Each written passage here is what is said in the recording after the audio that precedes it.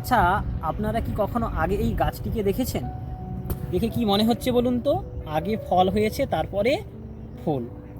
আসলে বন্ধুরা, এই ঘটনাটি কিন্তু সম্পূর্ণই ভিন্ন।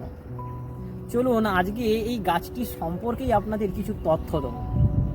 আসলে বন্ধুরা, এই গাছটির নাম হলো ননি গাছ, যাকে ইংরেজিতে বলা হয় ইন্ডিয়ান মালবেরি বা চিজ ফ্রুট। আর এর সায়েন্টিফিক নেম হলো মরিন্ডা সিট্রিফোলিয়া। এটি রুবিয়েসি ফ্যামিলির অন্তর্গত একটি গাছ। আসলে বন্ধুরা, ননি গাছের একগুচ্ছ ফুলের মধ্যে থেকে কিছু ফুল আগেই ফলে পরিণত হয়। এরপর যখন ওই ফলটি ধাপে ধাপে বৃদ্ধিপ্রাপ্ত হয়, তখন বাকি ফুলগুলোও প্রস্ফুটিত হয়। ঠিক দেখুন, এই যে ফলটাকে আমি দেখাচ্ছি, এই যে ফলটা দেখুন আগে হয়েছে, তারপরে আসলে এই ফলটা যখন একটু একটু করে বড় হচ্ছে, তখন তার মাথায় দেখুন অন্যান্য ফুলগুলো ফুটছে। তাই আমাদের দেখে মনে হয় যেন আগে ফলটি হয়েছে, তারপরে ফুল। এই যে ফলগুলো দেখছেন, এই ফলটা একটু আপনাদের কাছ থেকে দেখাই।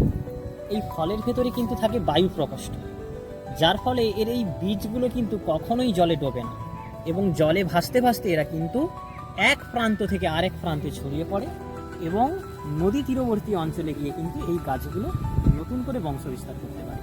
তাই আপনারা যদি নদী তীরবর্তী এলাকাতে যান, কিন্তু এই গাছগুলোকে দেখতে পান। তবে প্রাচীনকালে কিন্তু এই গাছের ফল খুব একটা বেশি খাওয়া হতো না। বিশেষ করে যখন কোনো দুর্ভিক্ষ বা খাদ্য সংকট দেখা দিত, তখনই একমাত্র এই ফল খেয়েই মানুষ বেঁচে থাকত। তাই পলিনেশিয়ার আদিবাসীরা এই গাছটিকে দুর্ভিক্ষের গাছ নামে পরিচিত করেছে। এই গাছের এই যে ফল দেখছেন, এর কিন্তু বেশ কিছু উপকারী গুণ রয়েছে। সেই উপকারী গুণগুলো সম্পর্কে একটু আপনাদের জানতে চাই। এই ফলের মধ্যে কিন্তু প্রচুর পরিমাণে ভিটামিন সি এবং অ্যান্টিঅক্সিডেন্ট রয়েছে, যা আমাদের রোগ প্রতিরোধ ক্ষমতা বাড়াতে সাহায্য করে।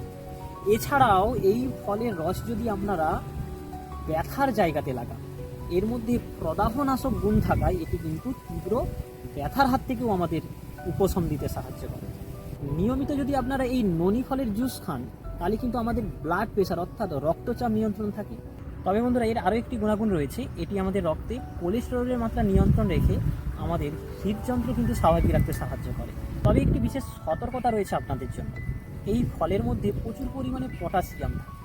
তাই যারা কিডনির সমস্যায় ভুগছেন, তিনারা যদি এই ফলটি গ্রহণ করেন, তাহলে রক্তে পটাশিয়ামের মাত্রা বেড়ে গিয়ে কিন্তু জটিলতা তৈরি হতে পারে। তাই আপনারা এই ফলটি থেকে একটু দূরে থাকবেন। তবে আপনারা যদি এই ফলটিকে আগে কখনো দেখে থাকেন, অবশ্যই কমেন্টে একটু লিখে যান।